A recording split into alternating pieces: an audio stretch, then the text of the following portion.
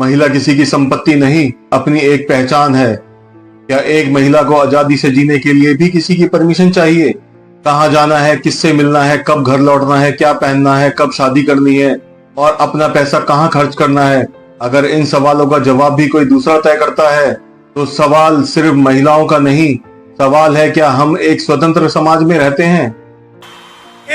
As is written over there, break the cage. I'd first like to remind you of one thing. You are unique, you are special, you're individual, and you have your own dream, your own vision for your life. Am I right or am I wrong? महिला सिर्फ बेटी, सिर्फ पत्नी, सिर्फ माँ ही नहीं, बल्कि एक इंडिविजुअल भी है। उसके अपने ड्रीम्स, विजन और अपनी एक पहचान भी है। और भारत की करोड़ों महिलाएं देश की ताकत हैं। उन्हें कंट्रोल करने की नहीं, उनकी क्षमता को अनलॉक करने की जरूरत है। I'm right. Many times people ask me, what is India's biggest strength? And you get many answers when you ask this question. Somebody will say our economy, somebody will say our military, somebody will say our medical system, somebody might even say our people.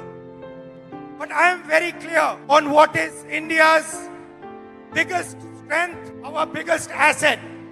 And that strength is 70 crore unique journeys, unique imaginations, unique dreams that the women of India are living. Somebody might say to me, well, there are 70 crore men. How do you say that 70 crore women are more important? What is your logic? My logic is the following.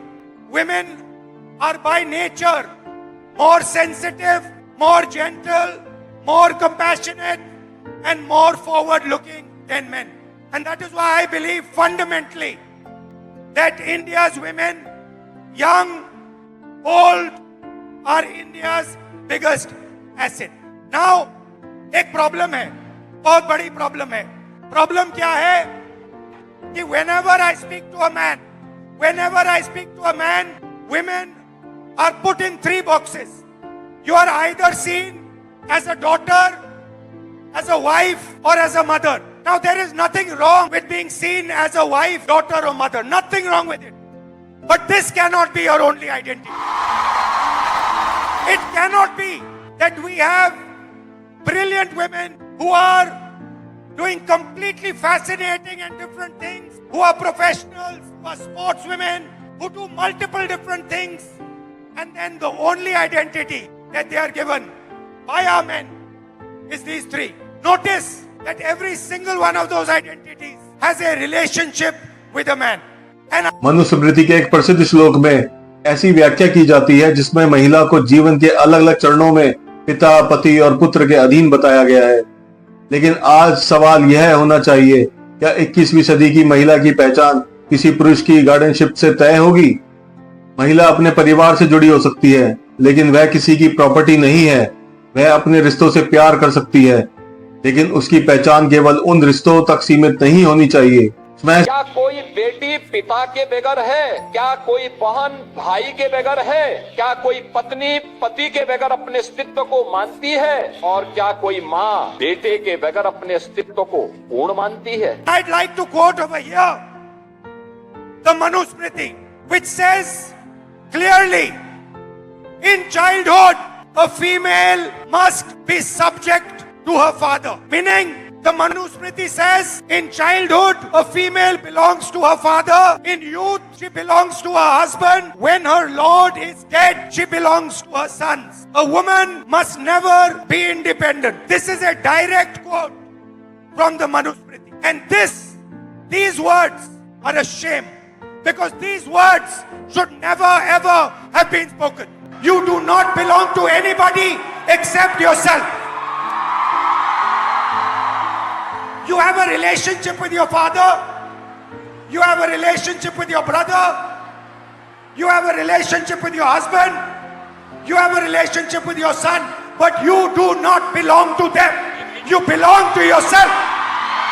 हिंसा सिर्फ मारना नहीं, महिलाओं के खिलाफ हिंसा कई रूपों में दिखाई देती है, जैसे भ्रूण हत्या, harassment, domestic violence, sexual violence और रेप जैसी गंभीर घटनाएं। लेकिन हिंसा का एक और रूप है किसी महिला से उसकी आजादी छीन लेना।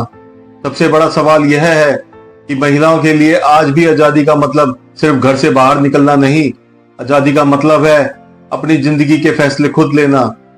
जैसे किससे शादी करनी है, कहाँ पढ़ना है, कहाँ काम करना है, अपना पैसा कैसे इस्तेमाल करना है और अपने भविष्य का फैसला कैसे करना है। He came up with an interesting word, control. Do you feel that society tries to control you, men try to control you in everything that you do? So here is a trap, and there are 4 methods of control, and I want to understand from you, have I got this right or have I got this wrong? The first method of control, violence. Second method of control, disrespect. Time is used against you, and in every single sphere of life, in some way or the other, men and the system is trying to control you, make sure that you do exactly what it wants. Agreed? ये जो line है, कुछ हो गया तो, ये आप अपने को बोलती हो, बाहर जाएंगे तो कुछ हो गया तो। There are 3 तरीके के कंट्रोल हैं, 3 तरीके की हिंसा है, सॉरी। एक तो डायरेक्ट है, 70 crore journeys are there. First thing to understand is before they are born, पैदा होने से पहले हर साल 4.5 लाख लड़कियों की हत्या होती है। That is the first violence, पहली हिंसा। दूसरी हिंसा, हरासमेंट। इस भीड़ में से 80% लड़कियों को कहीं ना कहीं हरास किया गया है, राइट? सड़क पे, बस में, रेस्टोरेंट में, स्कूल में, कॉलेज में 80% महिलाओं को हरासमेंट किया जाता है। तकरीबन 30%, 29% महिलाओं पर फिजिकल वायलेंस होती है। घर में, सड़क पे मारा जाता है, धमकाया जाता है, पीटा जाता है। और फाइनल आंकड़ा अनबिलीवेबल, 100 में से 6 महिलाओं को हिंदुस्तान में रेप किया जाता है। ये हुई direct physical violence. National family health survey 5 के अनुसार 15 से 49 वर्ष की महिलाओं में 42% महिला घर अकेले या ज्वाइंटली ऑन करती हैं, जबकि लैंड ओनरशिप अकेले या ज्वाइंटली सिर्फ 31% ऑन करती हैं। यानी आर्थिक और संपत्ति संबंधी इंडिपेंडेंस की दिशा में अभी भी बड़ी गुंजाइश है। टाइम एक सबसे अदृश्य इनइक्वालिटी है। भारत के टाइम यूज सर्वे 2024 की तस्वीर बहुत कुछ बताती है। 15 से 59 वर्ष की महिलाओं ने औसतन 305 मिनट यानी करीबन 5 घंटे प्रतिदिन अनपेड डोमेस्टिक सर्विस में काम किया। वहीं पुरुषों ने सिर्फ लगभग 86 मिनट यानी घर का अनपेड काम महिलाओं के हिस्से में कहीं ज्यादा आता है। और केयर गिविंग में भी महिलाएं लगभग 140 मिनट प्रतिदिन, जबकि पुरुष सिर्फ लगभग 74 मिनट खर्च करते हैं। तो सवाल यह है, घर का काम सिर्फ महिला की ही रिस्पॉन्सिबिलिटी क्यों माना जाए? घर दोनों का है तो जिम्मेदारी भी दोनों की होनी चाहिए।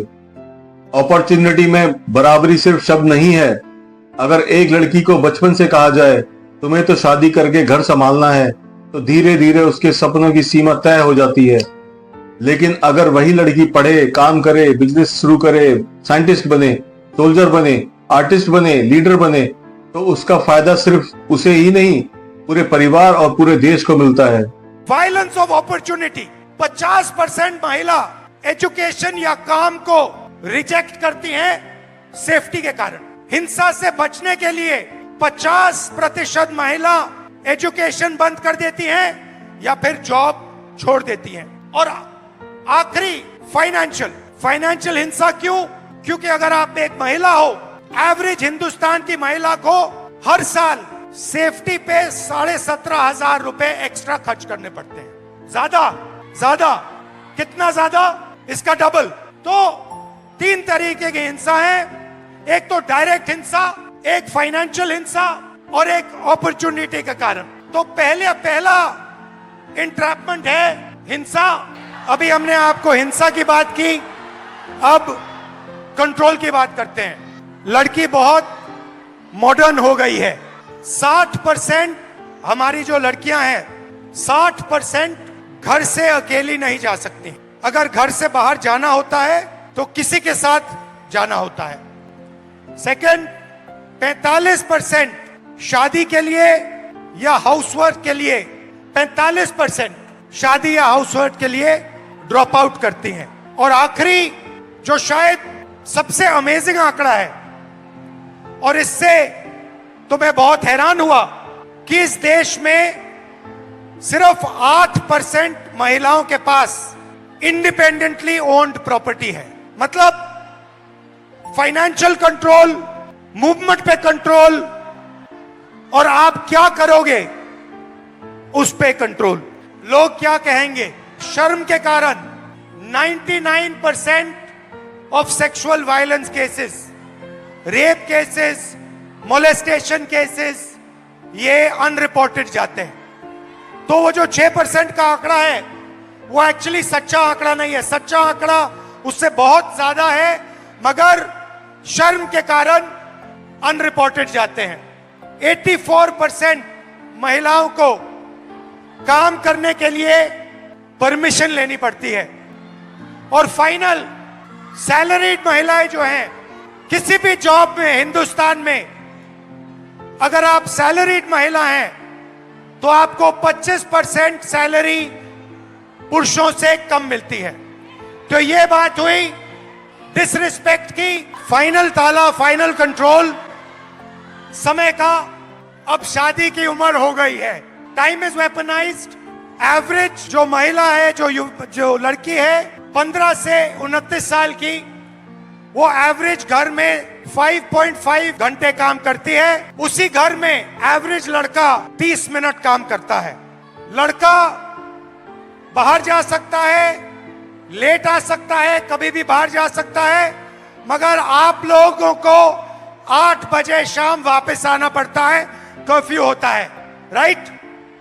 राइट। और फाइनली एज लिमिट के बाद जो लड़के होते हैं एग्जाम्स 1, 2, 3, 4 बार ले सकते हैं, मगर मैरिज एज 23 साल होती है। और जो लड़कियां हैं, जो गर्ल्स हैं, उनको ज्यादा से ज्यादा एक मौका मिलता है, क्योंकि फिर उनको कहा जाता है अब शादी का टाइम आ गया है, अब एग्जाम मत कीजिए, अब शादी कीजिए। तो शुरुआत में मैंने कहा कि एक माइंडसेट है, मनुस्मृति का माइंडसेट, महिलाओं को दबाने का माइंडसेट। और मैं थोड़ी छोटी सी वीडियो आपको दिखाना चाहता हूं और फिर इसके बाद आपसे एक सवाल पूछना चाहता हूं। किसी भी सभ्य समाज को शोभा न दे ऐसे शब्दों का प्रयोग किया गया। हमारी बेटियां इस प्रकार की भाषा कैसे बोल सकती हैं? ये 50 करोड़ की गर्लफ्रेंड, ये इंडिया में चल रहा है, बढ़ रहा है, बहुत खतरनाक है, लेकिन ये भारत में नहीं, ये इंडिया में। रेप बढ़े नहीं है, पहले भी होते थे, आगे भी होते हैं। ये घटनाएं जो है रेप की, छेड़खानी की है, ये 80 से 90% जानकारों के बीच में होती है। बहुत घटनाएं तो ऐसी होती है, काफी समय तक इकट्ठे घूमते रहते हैं और एक दिन थोड़ी गड़बड़ हो गई, उस दिन उठा करके और FIR करा देते हैं, क्या इसने मुझे रेप किया। दीदी, ओ दीदी, दीदी, ओ दीदी, दीदी, ओ दीदी, दीदी, ओ दीदी। एक कल्चरल शॉक है कि हमारी बेटियां इस प्रकार की भाषा कैसे बोल सकती हैं। तो मेरा सवाल है कि जंतर मंतर में गालियां लड़कों ने भी दी और लड़कियों ने भी दी, बट प्रधानमंत्री कह रहे हैं कि गाली देना कल्चरल शॉक लगा हमें, क्योंकि लड़कियों ने गाली दी। लड़के गाली दे तो कोई प्रॉब्लम नहीं है, उनके लिए अलाउड है, मगर अगर लड़की गाली दे तो कल्चरल शॉक है, शोभा नहीं देता। मोहन भगवत जी कहते हैं कि इंडिया में रेप होता है और भारत में रेप नहीं होता है। तो ये एक माइंडसेट है और ये इस माइंडसेट से लड़ाई चल रही है। माइंडसेट क्या है कि लड़की की एक जगह है, वो पिंजरे में बंद होनी चाहिए, उसका कंट्रोल रहना चाहिए, उसको काम नहीं करना चाहिए और लड़कों को फुल फ्रीडम मिलनी चाहिए। वो जो भी करना चाहे करें, गाली देनी है गाली दे, काम करना है काम करें। ऐसा हिंदुस्तान हम नहीं चाहते। हम न्याय चाहते हैं, सबकी रिस्पेक्ट होनी चाहिए, लड़कों की होनी चाहिए, लड़कियों की होनी चाहिए। और ये जो आपके दिल में है, जो डर है, इसको जल्दी से जल्दी मिटा देना चाहिए हमेशा के लिए। तो आइडिया क्या है? ये जो महिलाएं हैं, जो लड़कियां हैं, ये हिंदुस्तान की स्ट्रेंथ है। आप इस देश की फाउंडेशन हो, आप इस देश के फ्यूचर हो। आपको पेट्रियार्की दबाती है, डराती है, धमकाती है, कंट्रोल करती है। मिलकर इस पेट्रियार्की को खत्म करना है। Smash the patriarchy. And my message to you, simple message, be loud, be proud and fight for your space in society. देश के कल के लिए खासों की गूंज, तेरे और मेरे लिए खासों की गूंज। पुणे म्हणजे प्रेम। Love you all, thank you. Smash the cage not the family. इस लड़ाई का मतलब पुरुषों के खिलाफ लड़ाई नहीं है, क्योंकि हर पुरुष पैट्रियार्क नहीं होता और हर महिला विक्टिम नहीं होती। असल लड़ाई है उस सोच के खिलाफ जो जेंडर के आधार पर किसी इंसान की आजादी तय करती है। हमें पुरुषों को दुश्मन नहीं बनाना है, हमें ऐसा समाज बनाना है जहां बेटी को आजादी मिले, बेटे को रिस्पॉन्सिबिलिटी मिले, पति को पार्टनरशिप समझ में आए और पत्नी को इक्वलिटी मिले। अब एक आखिरी सवाल, अगर एक महिला पढ़ सकती है, काम कर सकती है, कमाई कर सकती है, परिवार संभाल सकती है, देश चला सकती है, तो फिर उसकी जिंदगी के फैसले लेने का अधिकार सिर्फ किसी और के पास क्यों हो? महिला कमजोर नहीं है, उसे कमजोर बनाने वाली सोच कमजोर है। इसलिए ब्रेक द केज। महिला को कंट्रोल मत करो, उन्हें एम्पावर करो, उसे रोको मत, उसके सपनों को उड़ान दो। क्योंकि जब महिला आगे बढ़ती है तो सिर्फ एक महिला नहीं, पूरा समाज आगे बढ़ता है। अगर आपको लगता है कि महिलाओं की आजादी, सम्मान और बराबरी सिर्फ एक मुद्दा नहीं बल्कि एक बेहतर समाज की जरूरत है, तो इस वीडियो को लाइक करें, इसे शेयर करें ताकि यह आवाज ज्यादा से ज्यादा लोगों तक पहुंचे। और अगर आप मानते हैं कि महिला किसी की संपत्ति नहीं, वह अपनी एक पहचान और अपने सपनों के साथ एक स्वतंत्र इंसान है, तो कमेंट में लिखिए break the cage, choose equality. ऐसी ही सोशल इशू, वुमेन राइट्स और समाज से जुड़े सवालों पर बेबाक वीडियो के लिए चैनल को सब्सक्राइब करना ना भूलें, क्योंकि बदलाव सिर्फ देखने से नहीं आता, बदलाव तब आता है जब हम सवाल पूछते हैं और आवाज उठाते हैं। Smash patriarchy, break the cage, respect woman, respect man and choose the equality. धन्यवाद। जय हिंद।